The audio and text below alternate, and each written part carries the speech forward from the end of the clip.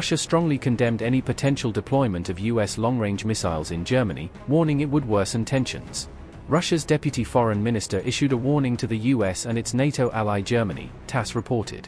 Deputy Foreign Minister Alexander Grushko warned Germany against ramping up military deployments aimed at Russia. Grushko also threatened Berlin that Russia would retaliate to any threat with equally, or even more effective, counter-capabilities.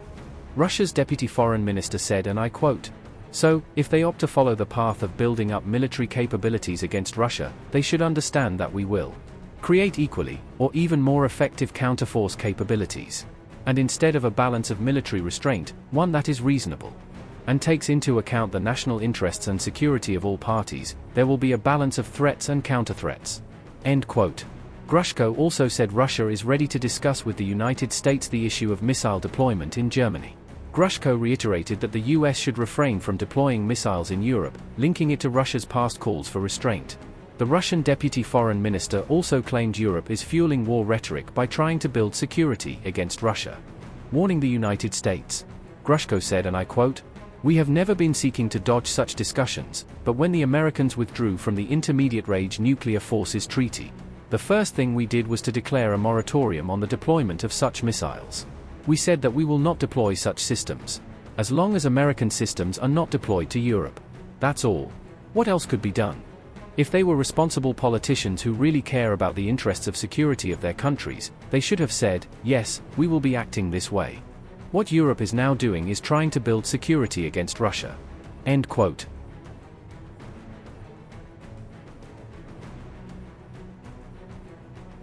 In December 2024, the US and Germany released a joint statement on deploying long-range fire capabilities in Germany.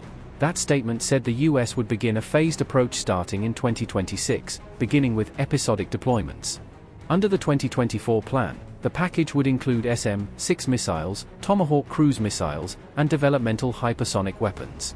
There are no confirmed public reports establishing whether President Trump will proceed with deploying those missiles to Germany. Meanwhile, NATO defense ministers met in Brussels on February 12 to discuss deterrence, defense, and support for Ukraine. In the run-up to the meeting, Reuters reported US Secretary of War Pete Hegseth was expected to skip the NATO ministers' session, citing sources. Germany's defense minister was among those urging a larger European role and greater responsibility within NATO. No, I'm not disappointed. I know everybody, each of us had a full agenda. And one time the American defense minister is here and one time not.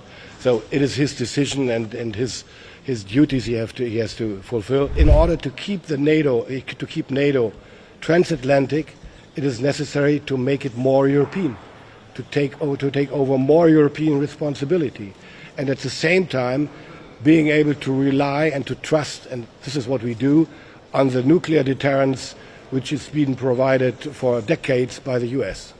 Rutte said NATO support for Ukraine would not waver, and he highlighted Ukraine's urgent needs including air defense.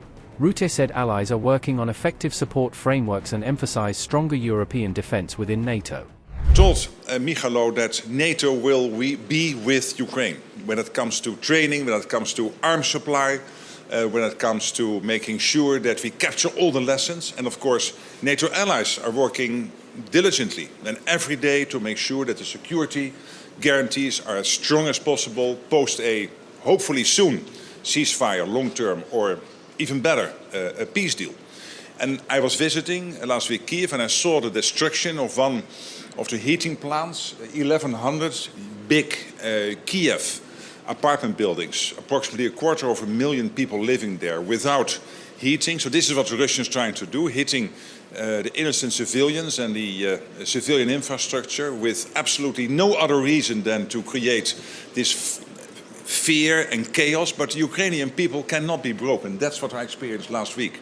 And I met the soldiers again, and I've seen in their eyes the determination and the fierceness to maintain the fight against the Russians. And the Russians are only making very incremental advances. It is very incremental against high losses. In some months, up to 30,000 Russians dead. Not seriously wounded, dead. So these are incredible numbers, and it means that Ukraine is really sustaining in the fight.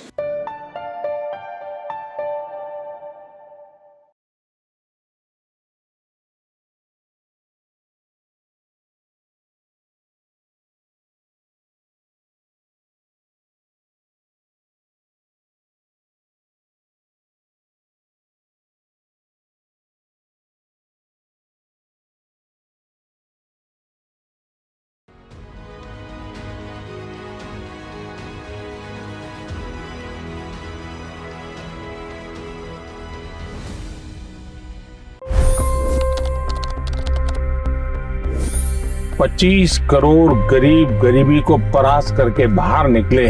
For the good of our nation, let's work together and let's truly make America great again. The fastest news breaks. Requested PM saying that look, you will have to speak to Putin and to Zelensky. The biggest newsmakers. The relationship with India is probably the most important bilateral relationship the U.S. will have for the rest of this century. The capital delivered quite an election result today. Expert analysis. The million-dollar question today is how to stop this dance of death. Ground reports. I'm standing at the crossroad of the Kumbh Mela. Behind me are more than 100 entry ghats. Long-form interviews. Exclusionary politics is reflected in Manipur case as well. You don't bother because this is a small state. Deep dive into burning issues. It's often said DRC could be the richest country in the whole world. It's because of what sits underneath. Why exactly did the US topple the Sheikh Hasina government? HD videos. We don't just break news, we break it down.